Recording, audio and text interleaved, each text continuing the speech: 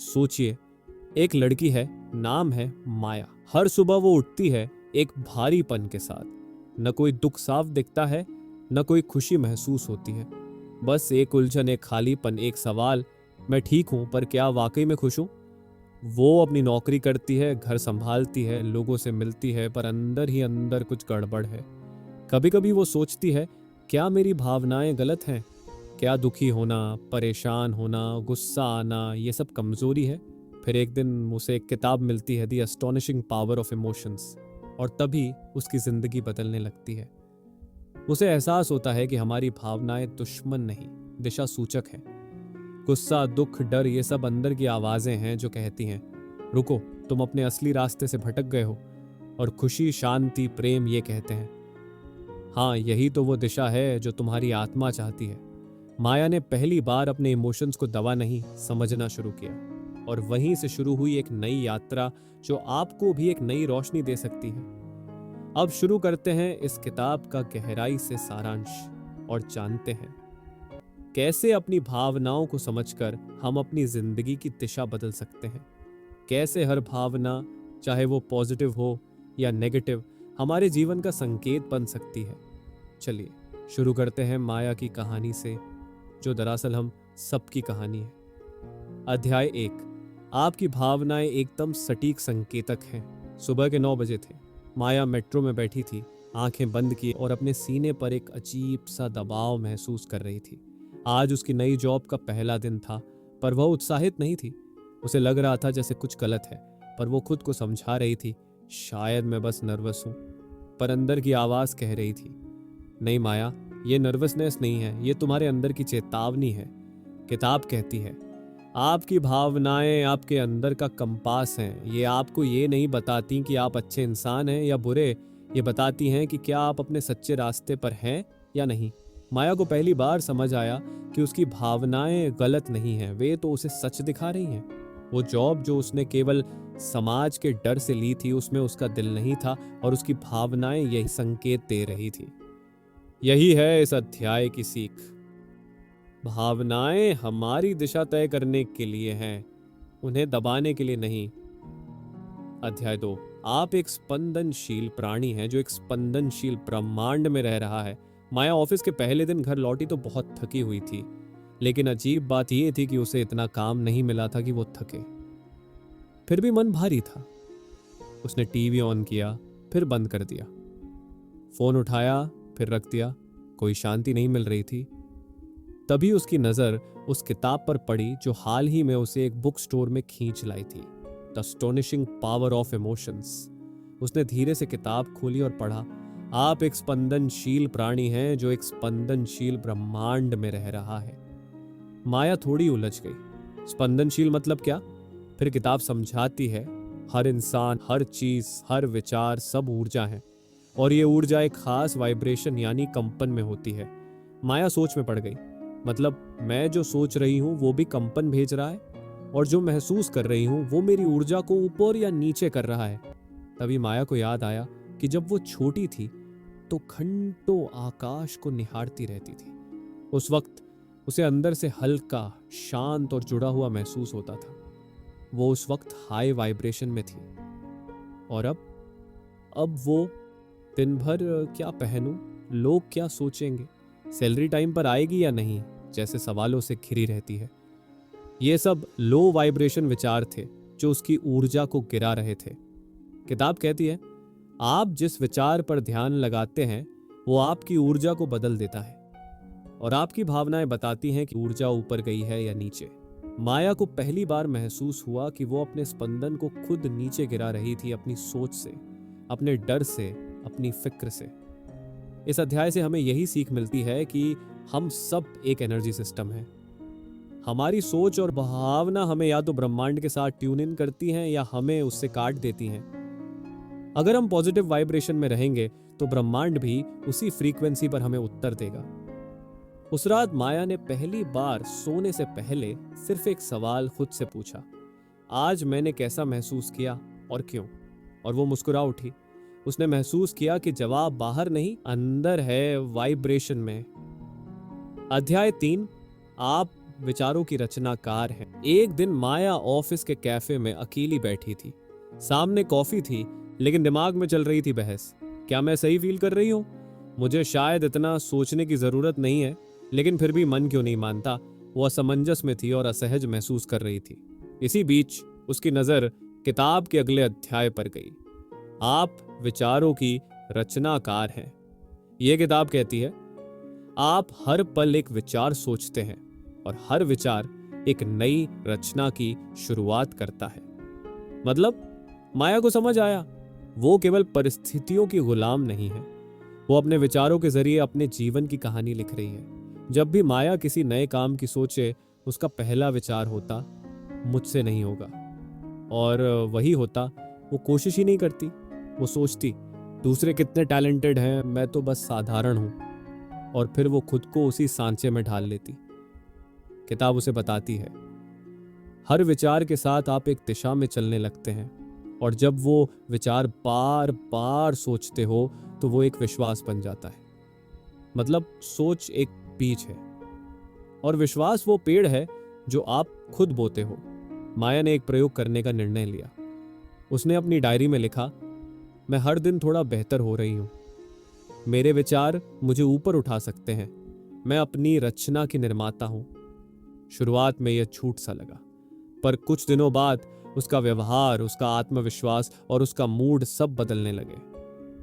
तो इस चैप्टर से हमें यही सीख मिलती है, आप अपने विचारों की मालिक हैं और उन्हीं से आपकी जिंदगी की दिशा तय होती है। मैं सोचती हूं इसलिए मैं बनाती हूं। जब आप सोच बदलते हैं तो भावना बदलती है, और जब भावना बदलती है तो रचना भी बदलती है।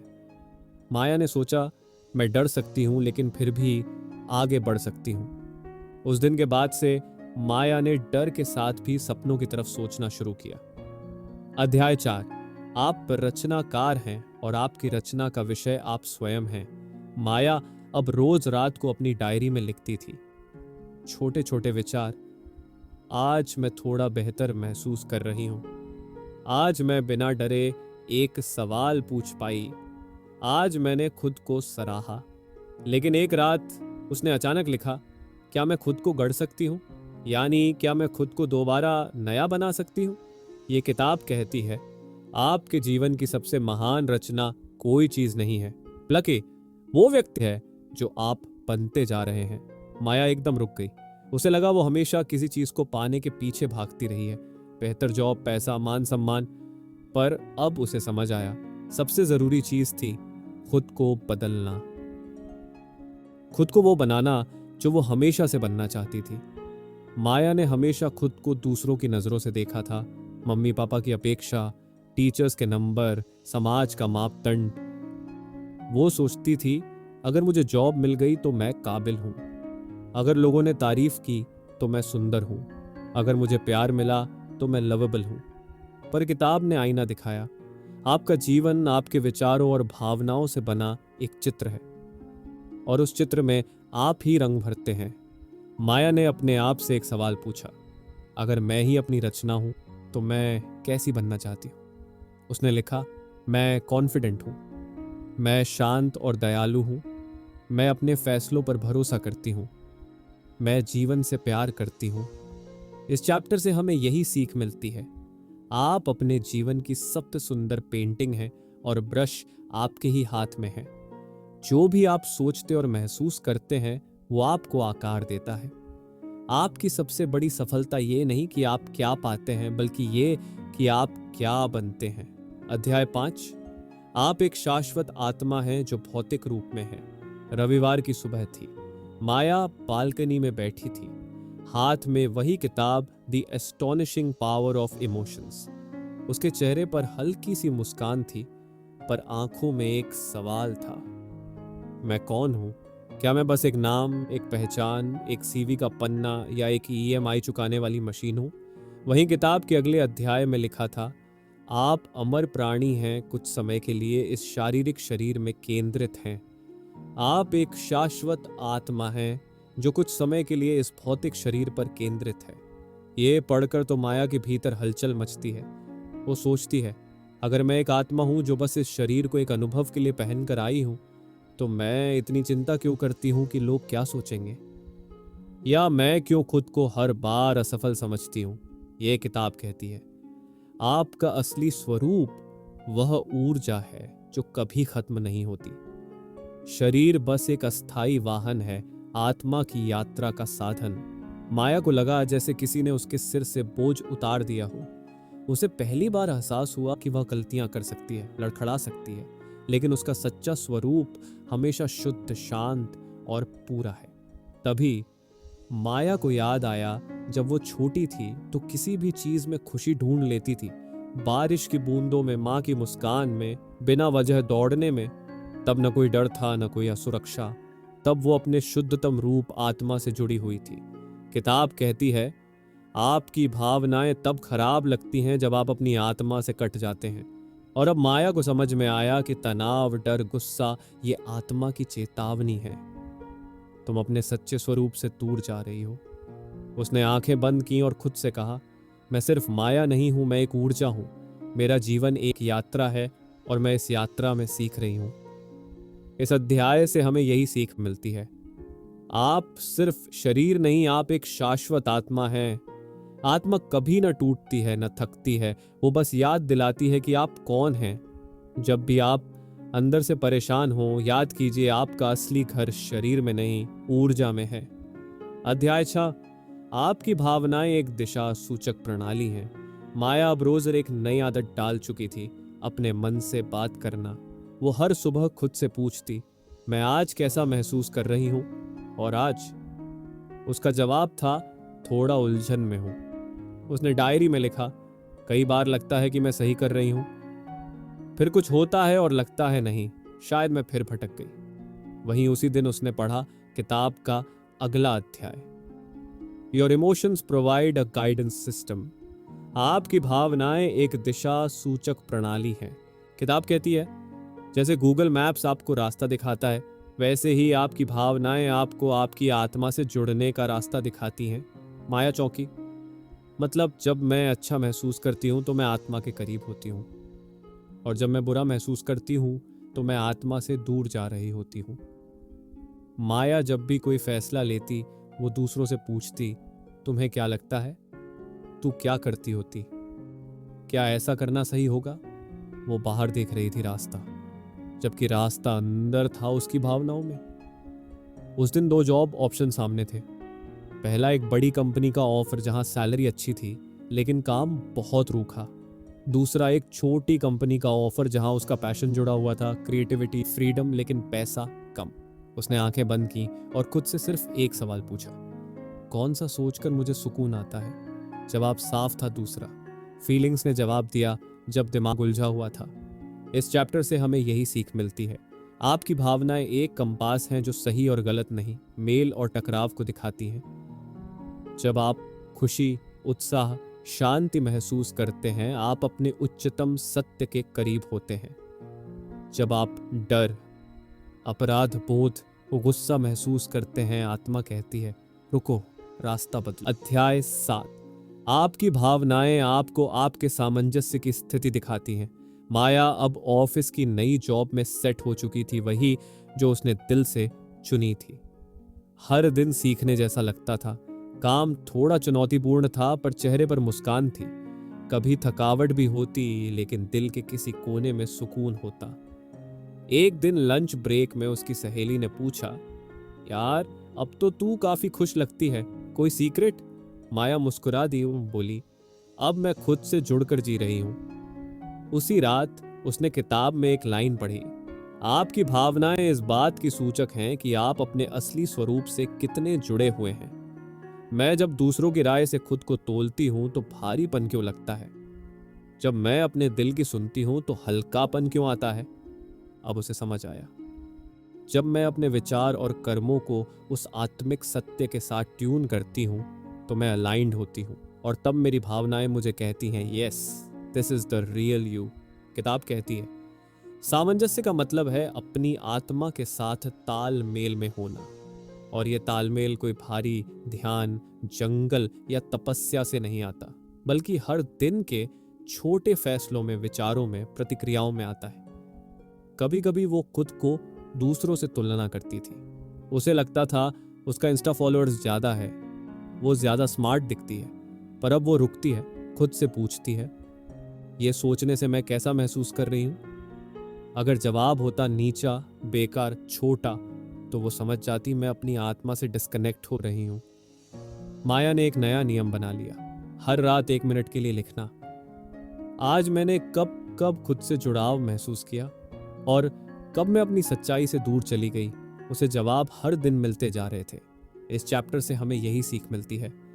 जब आप अलाइनमेंट में होते हैं, आप उत्साहित, स्पष्ट और शांत महसूस करते हैं। जब आप मिस अलाइनमेंट में होते हैं, आप उलझे हुए, थके और बिखरे महसूस करते हैं। आपकी भावनाएं डिग्री मीटर हैं, जो हर पल बताती हैं कि आप अपनी आत्मा के कितने पास या दूर हैं। चैप्टर 8।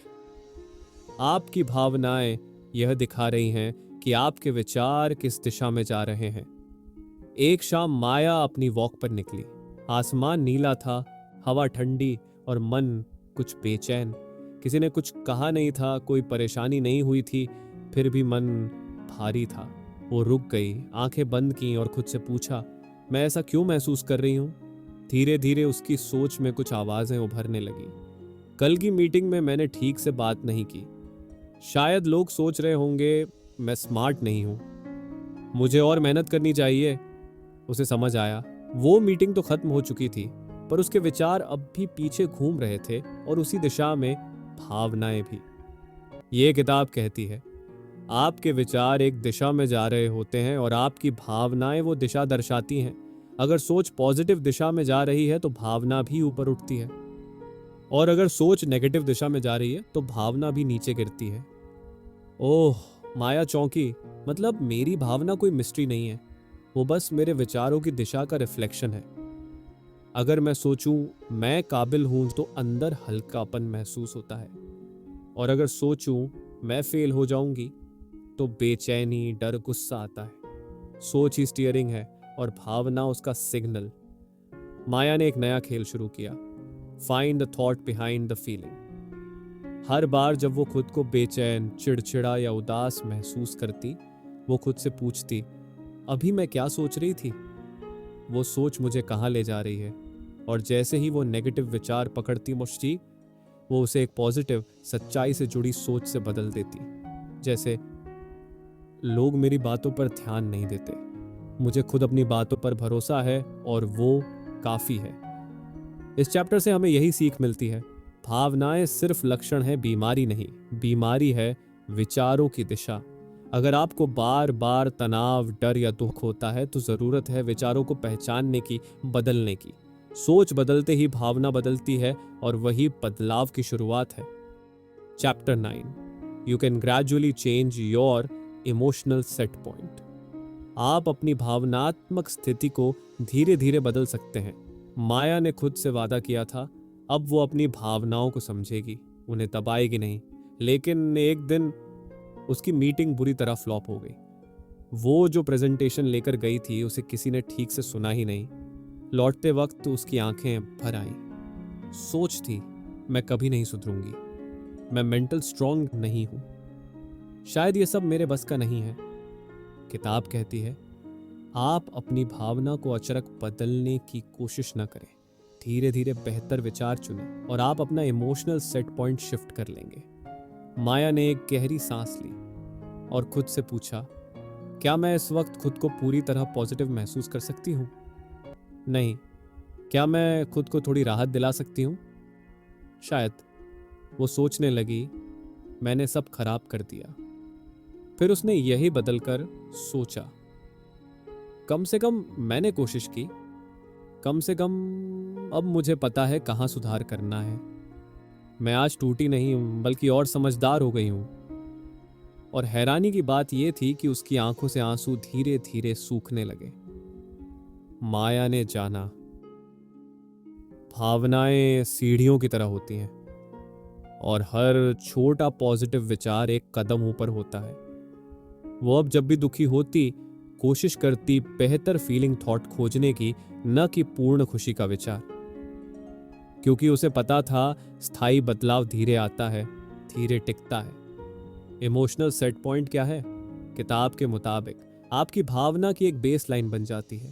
कुछ लोगों का सेट पॉइंट तनाव होता है, कुछ का कृतज्ञता, कुछ का गुस्सा, कुछ का शांति। माया का सेट पॉइंट पहले आत्मसंदेह था, अब धीरे धीरे वो बदल कर आत्म स्वीकृति बनने लगा था। इस चैप्टर से हमें यही सीख मिलती है, भावनाओं को बदलने के लिए जबरदस्ती खुश होने की जरूरत नहीं, बस थोड़ा बेहतर महसूस करने वाला विचार पकड़ो, यही शुरुआत है। यही अभ्यास धीरे धीरे आपके भावनात्मक सेट पॉइंट को ऊपर उठाता है। चैप्टर 10, हर भावना आनंद से लेकर अवसाद तक एक मार्गदर्शन है। एक रात माया का दिल भारी था, कोई खास कारण नहीं था, फिर भी मन में खालीपन था। वो बिस्तर पर लेटी थी, लेकिन आंखें नींद से कोसों दूर। उसने खुद से कहा, क्या मैं फिर से पीछे लौट रही हूं? क्यों इतनी बेचैनी है? तभी उसकी नजर किताब के पन्ने पर पड़ी। हर भावना, चाहे वो उत्साह हो या अवसाद, एक संकेत है, एक मार्गदर्शक है। माया सोच में डूब गई। तो क्या मेरा दुख, मेरी परेशानी, मेरा डर, ये सब गलत नहीं है? क्या ये मुझे कुछ बता रहे हैं? और फिर जैसे जवाब खुद भीतर से आया, हाँ, ये सब तुम्हें बता रहे हैं कि तुम अभी अपने सच्चे स्वरूप से दूर हो। किताब कहती है, feeling good you're aligned, feeling bad you're misaligned. अच्छा महसूस करना मतलब तुम अपनी आत्मा के साथ जुड़ी हो, बुरा महसूस करना मतलब तुम उस जुड़ाव से दूर जा रही हो। माया को समझ आया, भावनाएं कोई इनाम या सजा नहीं है, वो सिर्फ रास्ता दिखाने वाले संकेत हैं। किताब इशारा करती है कि भावनाएं एक सीढ़ी की तरह होती हैं। Joy, gratitude, hope, contentment, boredom, frustration, fear, depression. हर भावना ये नहीं बताती कि आप अच्छे या बुरे हैं, बल्कि ये बताती है कि आपकी ऊर्जा किस दिशा में जा रही है। माया ने उस रात कुछ नया किया। उसने अपने अवसाद को भी एक दोस्त की तरह देखा और पूछा, तू क्या सिखाना चाहता है मुझे? उसके भीतर से जवाब आया, तू थक गई है दिखावे से, तू वापस अपने अंदर आना चाहती है। रुक जा, सुन, खुद से जुड़। माया ने पहली बार दुख को दबाया नहीं, बल्कि सुना, स्वीकार किया, और जैसे ही उसने ऐसा किया, मन थोड़ा हल्का हो गया। कोई भी भावना गलत नहीं है, हर भावना एक मैसेज है। दर्द भी दिशा देता है, बस हम उसे दुश्मन न माने। खुशी सबसे साफ संकेत है कि आप जुड़ाव में हो, और दुख सबसे सच्चा संकेत है कि आप कहीं भटक रहे हो, पर रास्ता अब भी तुम्हारे पास है। और ये बुक समरी आपको अच्छी लगी हो तो हमारे इस इंस्पायर्ड बुक चैनल को सब्सक्राइब जरूर करें। बाकी आप अगली बुक समरी कौन सी सुनना पसंद करेंगे, आप हमें कमेंट में बता सकते हैं। धन्यवाद।